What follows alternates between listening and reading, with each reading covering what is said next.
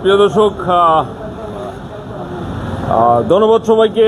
বাঙালির ২১ মিডিয়ার পক্ষ থেকে আমি হাবিবুর রহমান রয়েছি গ্রাম বাংলার বর্তমান হালনাগাদ অবস্থা জানাতে। আমরা এ পর্যায়ে রয়েছি ১০ নং শাহবাজপুর ইউনিয়ন পরিষদের প্রাঙ্গণে। উক্ত ইউনিয়ন পরিষদের বর্তমান যে তথ্য আমরা পেয়েছি তা একটু শেয়ার করে রাখি। রাজনৈতিক প্রেক্ষাপট পট পরিবর্তনের সাথে সাথে গ্রামাঞ্চলের যেই সাধারণ মানুষের নাগরিক সেবা পাওয়ার যে একটি স্থান, সেটি হলো ইউনিয়ন পরিষদ। এই ইউনিয়ন পরিষদে আপনারা জানেন যে নির্বাচিত জনপ্রতিনিধিরা এখানে গুরুত্বপূর্ণ দায়িত্ব পালন করে নাগরিক সেবাটি ওনারা নিশ্চিত করে থাকে এবং বিভিন্ন ঝগড়াঝাটি হলে পরে ওনারা এটা মীমাংসা করে থাকেন। কিন্তু বর্তমান প্রেক্ষাপট পট পরিবর্তনের ফলে এই ইউনিয়ন পরিষদগুলোর মধ্যে ব্যাপক একটি পরিবর্তন চলে এসেছে। এমনই সারা বাংলাদেশের বাস্তবতা এটি। ব্রাহ্মণবাড়িয়া জেলার সরাইল উপজেলাধীন শাহবাজপুর ইউনিয়নের যে বর্তমান পরিস্থিতিটি এসে আমরা জানলাম যে এখানে নির্বাচিত যে চেয়ারম্যান বর্তমানে অনুপস্থিত থাকার কারণে এখানে সরাইল উপজেলার সমাজসেবা কর্মকর্তা জনাব মুনির হোসেন উনি প্রশাসক হিসেবে দায়িত্ব পালন করছেন। আর বর্তমানে আপনারা জানেন যে আজ ৫ ফেব্রুয়ারি, আগামী ১২ ফেব্রুয়ারিতে অনুষ্ঠিত হবে আমাদের জাতীয় সংসদ নির্বাচন তথা গণভোট। এই নির্বাচনের প্রাসঙ্গিক কার্যক্রমে এখানের যে সচিব বা এই যে ইউনিয়ন পরিষদের যে প্রশাসনিক কর্মকর্তা ওনারা ট্রেনিংয়ে রয়েছেন এবং এখানকার যে হিসাব রক্ষক কর্মকর্তা সেও ট্রেনিংয়ে চলে গেছে এবং ইউডিসির যে উদ্যোক্তা রয়েছেন ওনাকে আমরা পেয়েছি, ওনার সাথে আলাপ করেছি। উনিও একটা ব্যস্ততার কারণে চলে গেছেন। আমাদের সামনে ২ জন মেম্বার সহ আরও কয়েকজন সদস্য রয়েছেন। ওনাদের মাধ্যমে আমরা একটু তথ্য শেয়ার করব। এই তথ্যগুলো শেয়ার করার মাধ্যমে আপনাদের কাছে তুলে ধরব যে ওনারা আসলে উনি হইল ৭ নম্বর ওয়ার্ডের মেম্বার। ৭ নম্বর ওয়ার্ড না ভাইয়ের? ৭ নম্বর ওয়ার্ডের শাহ মোহাম্মদ সোহেল ভাই ৭ নম্বর ওয়ার্ডের মেম্বার এবং ৯ নম্বর ওয়ার্ডের মেম্বার রয়েছেন আমাদের মোহাম্মদ কবির আলম এবং আমাদের পাভেল রয়েছে এখানে। গ্রামের যে নিরাপত্তা, গ্রাম পুলিশ যে কি আমাদের আরেক ভাই রয়েছেন, এদিকে আসেন। কিরম আপনার? মোহাম্মদ আসগর। আচ্ছা, আপনি এই মানে কি করেন বা কি? আমি প্রবাসী নাগরিক সেবা আপনার নেওয়ার জন্য এখানে আসছেন? এখানে আসছি। আমরা এখানে এই যে পেয়েছি, আমরা ওনাদের কাছ থেকে সরাসরি জানবো এই কিরকম নাগরিক সেবাটা জনপ্রতিনিধি হিসেবে ওনারা দিতে পারছেন। আর পাশাপাশি সামনে যে আমাদের ১২ ফেব্রুয়ারিতে নির্বাচনটি অনুষ্ঠিত হবে আগামী বৃহস্পতিবারে, সেই নির্বাচন নিয়ে ওনাদের কি প্রত্যাশা, কি ভাবনা চিন্তা সেটা জানবো। প্রথমে যাব আমরা ৭ নং ওয়ার্ডের মেম্বার। নির্বাচন প্রচারণা চলছে, সব দলেরই চলছে। আর গণভোট সম্বন্ধে মানুষ সচেতন না, যারা শিক্ষিত আছে তারা বুঝে, না সম্বন্ধে কিছু মানুষ বুঝে, তারা ভোট দিতে চাইবে। নির্বাচন প্রচারণা সুন্দর চলতেছে, কোনো জায়জামেলা নাই, কোনো বিশৃঙ্খলা নাই। আইন শৃঙ্খলা সব কিছু সব ঠিক আছে। আপনারা এই যে সাধারণ মানুষের যে নাগরিক সেবাটা, বিভিন্ন ধরনের নাগরিক সেবা ইউনিয়ন পরিষদ থেকে পেয়ে থাকে, এই নাগরিক সেবাটা আপনারা কেমন দিতে পারছেন? আমরা 100% দিতে পারছি। আমরা 100% সবসময় আমরা পরিষদে আসি, যাওয়া আসা করি, মানুষের সেবা সবসময় দিয়ে আসছি। আর বিগত দিনে যেমন চলছে এখনো চলছে, কোনো সমস্যা নাই। আচ্ছা, শাহ মোহাম্মদ সোহেল ভাই বলছিলেন যেমনটি যে গণভোটের সম্পর্কে আপনারা আসলে কিছুই জানেন না। এখানে গণভোটটা একটা গুরুত্বপূর্ণ বিষয়। সরকার যে ১২ ফেব্রুয়ারিতে যে নির্বাচনের আয়োজনটা করেছেন, এখানে আপনার কয়েকটি অপশন রয়েছে। আপনি কি তত্ত্বাবধায়ক সরকার আবার চান? তত্ত্বাবধায়ক সরকার। আপনি কি নির্বাচন কমিশনের সংস্কার চান? আপনি কি বিচার বিভাগের স্বাধীনতা চান? যদি চান, অবশ্যই চাই, অবশ্যই। যদি বিচার বিভাগের স্বাধীনতা পাক, দেশে আইন শৃঙ্খলা ঠিকঠাক হোক, সব কিছু আবার দেশের সাধারণ হোক, দেশের আইন শৃঙ্খলা এবং ন্যায় বিচার মানুষের প্রতিষ্ঠা হোক, সাধারণ মানুষ বিচার মানুষ যেমন হয়রানি না হয়, ভালো মানুষের জায়গায় থাকতে পারে, খারাপ মানুষ যারা খারাপ মানুষের বিচার হোক। এগুলি যদি আপনারা চান তাহলে হাতে ভোট দিবেন। আর এগুলি না চাইলে আপনারা নাতে ভোট দিবেন, এটা আপনাদের স্বাধীনতা। জি জি হ্যাঁ, এই আপনি হা ভোট দিলে এটা হলো দেশের পরিবর্তনের দিকে, দেশ সামনের দিকে এগিয়ে যাবে। আপনি না ভোট দিলে এটা আপনার নাগরিক স্বাধীনতা, আপনি দিতে পারেন। এর জন্য আপনাকে কেউ কারো কাছে কোনো কৈফিয়ত দিতে হবে না। আচ্ছা, আমাদের 9 নম্বর ওয়ার্ডের মেম্বার যেটা বলছিলেন যে আমি এগুলা কিছুই জানি না, আমি কুস্তা পারি না, কিন্তু না পারলেও আপনি কিন্তু মেম্বার হয়ে গেছেন। নির্বাচন হইব 12 তারিখ ইনশাল্লাহ। আচ্ছা হয়ে যাবো, আর বুঝতে পারি না হয়েছে। আচ্ছা, আর যে কুস্তা পারেন না, ব্যাপারটা হচ্ছে কি, আপনি তো 9 নম্বর ওয়ার্ড একটা গুরুত্বপূর্ণ ওয়ার্ড, অত্যন্ত গুরুত্বপূর্ণ ওয়ার্ড। এই 9 নম্বর ওয়ার্ডের মেম্বারটা আপনি কেমনে উইলেন? মেম্বার আমি দাঁড়াইছি, ভোট দিছি, আমি হয়েছি। আর হইতাম না। আর হইতেন না? কেন হইতেন না? আর হইতাম না রে, হ্যাঁ, আর হইতাম না। মানুষ যন্ত্রণা করে, বেজাল কাজ এটা।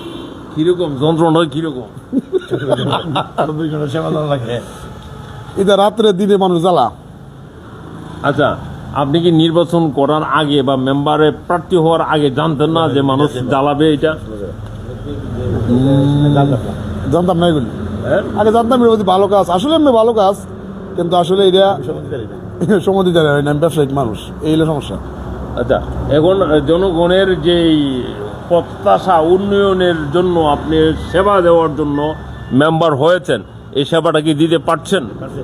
পাতাছি ইনশাল্লাহ। হ্যালো, আচ্ছা, আপনি হ্যালো করেন। আমাদের প্রবাসী ভাইয়ের কাছে আমরা একটু যাব। ভাই একটু এদিকে আসেন। আপনি মনে করেন বাংলাদেশের 64টি জেলার আপনি যে কোনো প্রান্তেরই হোক, এই ক্ষেত্রে আপনি আপনার অনুভূতির কথাটা জানাতে পারেন। আপনি এই দেশের নাগরিক হিসেবে আপনি কেমন বোধ করছেন, আপনার অনুভূতিটা কি, এটা আপনি জানাতে পারেন। আমি অনুভূতিটা কি কম, মনে করেন এই দেশের মানুষের যে প্রধান সমস্যাগুলো আমরা দেখেছি, সেটা হলো তাদের সমস্যাটা হলো নিরাপত্তা একটা, আরেকটা হলো মান সম্মান, তাদের যে মান সম্মানটা, আরেকটা হলো তাদের, আরেকটা হলো ভাই দাঁড়ান, আরেকটা হলো যেটা, সেটা হলো তাদের অর্থনৈতিক অবস্থার উন্নয়ন। যেমন আপনারা প্রবাসে গেছেন, বিদেশে গেছেন অর্থনৈতিক অবস্থার উন্নয়নের জন্য, কিন্তু এই দেশের সরকারের দায়িত্ব রয়েছে আপনাদের নিরাপত্তা নিশ্চিত করা এবং আপনাদের মান সম্মানগুলোকে সুরক্ষা দেওয়া, সরকারের দায়িত্ব রয়েছে। সার্বিকভাবে কতটুকু এগুলা পাচ্ছেন? আমি মনে করেন আমরা যে প্রবাসে তাহি, আমি বাহারান তাহি, আমি 4 তারিখ আইছি। এই যে টলির লেগে মনে করেন আমি 3 ঘন্টা অপেক্ষা সিরিয়ালে কার রয়েছি এয়ারপোর্টে। আমরা প্রবাস করি, আমরা দেশ পয়সা রেমিডেন্স পড়াই, আমরা যদি এয়ারপোর্ট আয়া 3 ঘন্টা, হ্যাঁ, আমরা যদি সিরিয়াল ধরে কারি তখন লাগে, তাহলে আমরা প্রবাসী রেমিডেন্স কেমনে আমরা দেশ ভাড়াম? এটা যে এখন বলছেন, এটা তো আপনাদের একটা সংকটের কথা দাঁড়াইলে, সমস্যার কথা দাঁড়াইলে, সমস্যা। কিন্তু এতক্ষণ চেষ্টা করলাম, আপনি কোনো কথাই বলতে রাজি না। আমি তো যদি আপনি আপনার সমস্যাগুলা, আপনি যদি আপনার সমস্যাগুলা না বলেন, আমরা যদি মিডিয়া হিসাবে সরকারের যথাযথ কর্তৃপক্ষের কাছে তুলে না ধরি, তাহলে কইলে তো কোনো কাজও না। যদি কাজ হইতো তাহলে কইতাম। আমি কি এয়ারপোর্টে আমি ভিডিওর মাঝে আমি কইছি, আমি 4 ঘন্টা 3 ঘন্টা যদি আমি খারা থাকি একটা টলির লেগিয়া, আমরা 5 ঘন্টায় বিদেশ থেকে বাংলাদেশ আই পড়ছি, আর 3 ঘন্টা সিরিয়ালে আমরা খারা থাকি টলির লেগিয়া, তাহলে আমরা নাগরিক সেবা আমরা আপনাকে একটা কথা বলি, আপনি যে বললেন এগুলা বললে কাজ হয় না, এগুলা বললে কাজ হয় না। যেমন এই সমস্ত নিউজ, যেমন বালিশ কাণ্ড, বালিশ নিয়ে দুর্নীতি, এই সমস্ত দুর্নীতি বিগত সরকার আমলে হয়েছে। এই নিউজ আমরা করতে করতে যখন প্রতিক্রিয়া হয় নাই, এক সময় এদেশের ছাত্র সমাজ, যুব সমাজ, জনগণ ফেটে পড়েছে, বিক্ষোভ করেছে, ওই সরকারকে হটিয়েছে, অ্যাকশন হয় নাই। অ্যাকশন হয়েছে। এখন আবার যদি কেউ এরকম মাথা ছাড়া দিয়ে উঠে মানুষের মৌলিক অধিকার হরণ করে, আমরা এই সেবাটা আমরা পাইতাছি না, আমরা এয়ারপোর্টে সেবাটা আমি পাইতাছি না। আমি একজন প্রবাসী, আমি আজ 15 বছর ধরে প্রবাস থাকি। আচ্ছা আচ্ছা, আমরা 4 ভাই আমরা প্রবাস থাকি। আমার বাড়ি চান্দুরা, আমার বাড়ি চান্দুরা ইব্রাহিমপুর, আমার বাড়ি চান্দুরা ইব্রাহিমপুর, এই চান্দুরা আমার বাড়ি। আমরা 4 ভাই, ব্রাউনবের 2 নির্বাচনী এলাকার ভিতর আমরা 4 ভাই, এক ঘরের মধ্যে 4 ভাই আমরা প্রবাস থাকি। আমরা এই সেবাটা পাইতাছি। আপনারা কি জানেন এখান থেকে কতজন এমপি পদে দাঁড়াইছে? এটা সব কইতাম না, আমি আইসি 1 মাসের লেগে। চেষ্টা মেষ্টা করে কাব্বাইয়া কুব্বাইয়া কয়েকজনের নাম কোন যাদের নাম শুনছেন আর কি? এই তো এইদিকে খার হয়েছে ধরেন রবিন ভারানা, এই দিক দিয়ে খার হয়েছে এই খেজুর গাছ, মানে আমরা এই দিক দিয়ে খেজুর গাছ রবিন ভারানা, এরপরে আরো কেডা কেডা খার হয়েছে তরুণ। আচ্ছা আপনি এটা কইেন। তরুণ আর আমি সবের নাম জানি না। আচ্ছা। আমার মনে এই সমস্ত আপনাদের যে সমস্যা ভোগান্তি হচ্ছে, এই ভোগান্তিটা কিন্তু দূর করার দায়িত্বটা রয়েছে সরকারের। আর যারা এমপি হবে, এমপি পদে যারা দাঁড়িয়েছে তারা কিন্তু সরকারের একটি অংশ। যারা নির্বাচিত হয়ে যাবে তারা সরকারের একটা অংশ হয়ে যাবে। এবং তারা কেমন অংশ হবে, এই সমস্ত সেক্টরগুলোকে নিয়ন্ত্রণ করার ক্ষমতা তারা পাবে। তারা যদি এরকম দুর্নীতি হয় তখন তারা আইন প্রণয়ন করে এই সমস্তগুলা মানে বন্ধ করার ব্যবস্থা নিতে পারবে। এখন আপনারা যদি এই সমস্যাগুলো তাদেরকে তুলে না ধরেন এবং তাদেরকে না চিনেন, না জানেন এবং যোগ্য একজন ব্যক্তিকে আপনারা নির্বাচিত করে না আনেন, এই সমস্যাটার আপনারা এই যে সমাধান আশা করেন কিভাবে? যোগ্য প্রার্থী দেখিয়া আমরা ভোট দিব, যাকে ভালো মনে হয়। আমার যাকে পছন্দ, যাকে যোগ্য মনে করি তাকে আমি ভোট দিব। আচ্ছা, এই পর্যন্ত আজ 5 ফেব্রুয়ারি, 12 ফেব্রুয়ারিতে নির্বাচন হবে। আর কয়েকটা 4-5টা দিন মধ্যে রয়েছে। এর মধ্যে যোগ্য প্রার্থী কি পাইছেন খুঁজা? দেখতাছি প্রার্থী তো বহুত কার হয়েছে, আমি দেখতাছি। দেখে আমি মনে করেন 12 তারিখে আমি ভোট দিব, দিয়ে আমি 4টা বাজে আমি যামোগা প্রবাস। 12 তারিখে আমি যামোগা প্রবাস।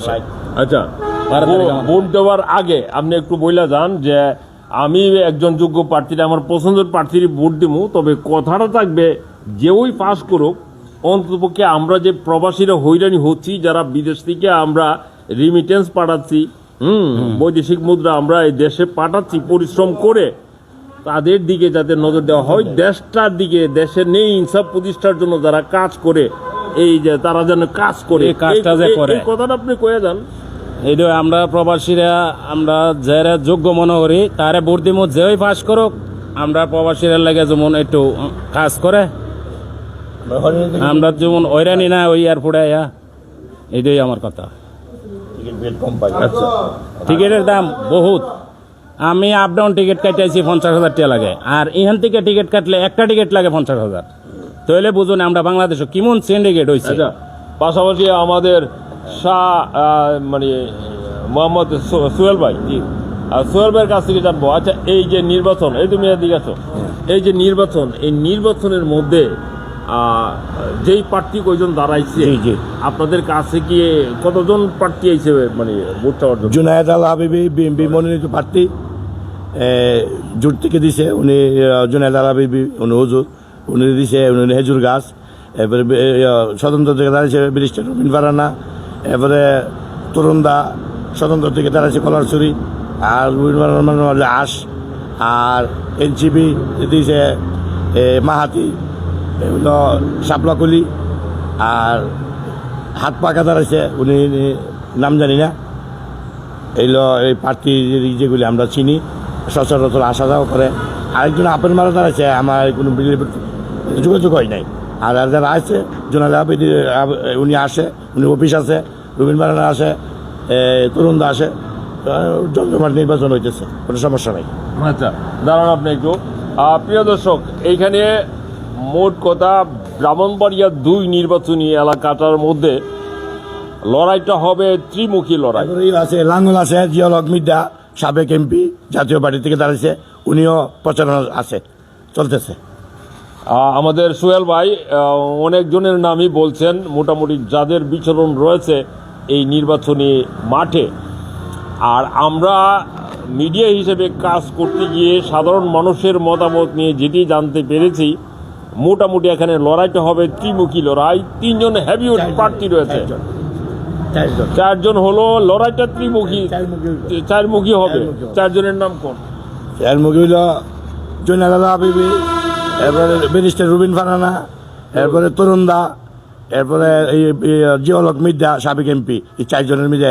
এবং এরপরে আছে এনসিপি শাপলাকলি, 5 জনই মোটামুটি আছে, তার মধ্যে প্রতিদ্বন্দ্বিতা হবে। আচ্ছা, মাঠের মধ্যে সবচেয়ে কার্যক্রমটা বেশি কার? দেখা যায় বর্তমান যে মহাজুর এই যারা এই ইউনাইন বিবি আছে এবং এই রুবিন ফারানা আছে, কলা আছে, লাঙ্গল আছে, এই চারটা ওই মোটামুটি ভালো। আচ্ছা, আমাদের এই পাবেল, হ্যাঁ, গ্রাম পুলিশের কতদিন যাবত কাজ করতেছো? আমি আপনার গত 2 বছর। 2 বছর। আচ্ছা, এইখানে যে একটা গণভোট, এই সম্পর্কে তোমাদের কোনো ধারণা আছে যে 12 ফেব্রুয়ারিতে যে গণভোট হবে? জি, আসসালামু আলাইকুম। আমি জানি হা ভোট আর না ভোট আছে, এটা সম্পর্কে সঠিক আমি জানি না কিরকম। বলো। এতটুকুই। আচ্ছা, ব্যাপার হয়েছে কি, এখানে সরকার, তোমরা কিন্তু সরকারেরই একটি একেবারে প্রান্তিক পর্যায়ে সরকারের একজন সদস্য বা সরকারের প্রতিনিধি হিসেবে তোমরা কাজ করছো। গ্রাম পুলিশ হিসাবে গ্রামের যে বিভিন্ন মানুষের সেবা দেওয়ার কাজে তোমরা নিয়োজিত রয়েছো। পাশাপাশি তোমরা এখন, আমরা যতটুকু প্রত্যাশা করেছিলাম, অন্তপক্ষে গণভোট সম্পর্কে তোমরা একটা ধারণা অবশ্যই রাখবা বা তোমাদের একটা স্পষ্ট ধারণা থাকবে, এবং জনগণ, মানুষ যদি তোমাদের চাইতো আরও অসচেতন মানুষ রয়েছে গ্রামীণ জনপদে, তারা যদি জিগায় তোমাদেরকে, জানতে চায় যে গণভোটটা বাজান কি বা ভাই গণভোট সম্পর্কে কি, তখন তোমরা সেটা বুঝাইতে পারবা। এখন আমরা দেখলাম যে তোমরা নিজেরাও এই সম্পর্কে বুঝতে পারছো না। ব্যাপারটা বুঝাই নাই এখনো পর্যন্ত। যদি বুঝাইতো তাহলে আমরা পাবলিককে বুঝাইতে পারতাম, কিন্তু এখনো কেউ আমাদেরকে কিছু বলে নাই। তার কারণে আমরা ইউনিয়ন পরিষদের যারা রয়েছেন, যেমন ইউনিয়ন পরিষদের প্রশাসক, ইউনিয়ন পরিষদের প্রশাসনিক কর্মকর্তা, তাদেরও দায়িত্ব রয়েছে এই জিনিসটি জনগণকে বোঝানোর। তারা কি কোনো সভা, সেমিনার, বৈঠক করে এই ব্যাপারটি মানুষকে অবগত করানোর উদ্যোগ নিয়েছে? না, এখনো নেই। হয়তো সামনে নেবে। আজ 5 ফেব্রুয়ারি, আগামী 12 ফেব্রুয়ারি যে নির্বাচনটি অনুষ্ঠিত হবে, প্রিয় দর্শক, আমরা প্রত্যাশা করছি অবাধ, সুষ্ঠু, শান্তিপ্রিয় একটি নির্বাচন অনুষ্ঠিত হবে।